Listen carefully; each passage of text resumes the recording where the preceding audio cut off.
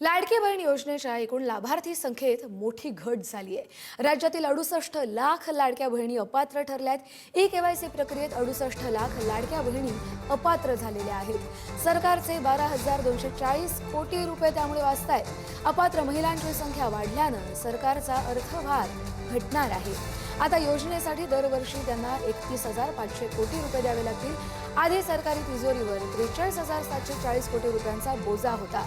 विधानसभा निवडणुकीच्या तोंडावर सुरू करण्यात आलेल्या लाडकी बहीण योजनेतील लाभार्थी महिलांच्या ई-केवायसी प्रक्रियेत 68 लाख महिला अपात्र ठरल्यात। या महिलांनी ई-केवायसी केली नसल्यानं त्या या योजनेत बसत नव्हत्या, हे आता स्पष्ट झालंय। या योजनेत 2,43,00,000 महिलांनी नोंदणी केली होती आणि त्यांना दरमहा 1,500 रुपये मदत मिळत होती। त्यामुळे सरकारी तिजोरीवर वर्षाला 43,740 कोटी रुपयांचा बोजा येत होता। राज्याची आर्थिक घडी या योजनेमुळे काहीशी विस्कटल्यानं अपात्र महिला शोधण्याची मोहीम हाती घेतली होती। शिकूया AI ची क्रांती, चला करूया MSCIT।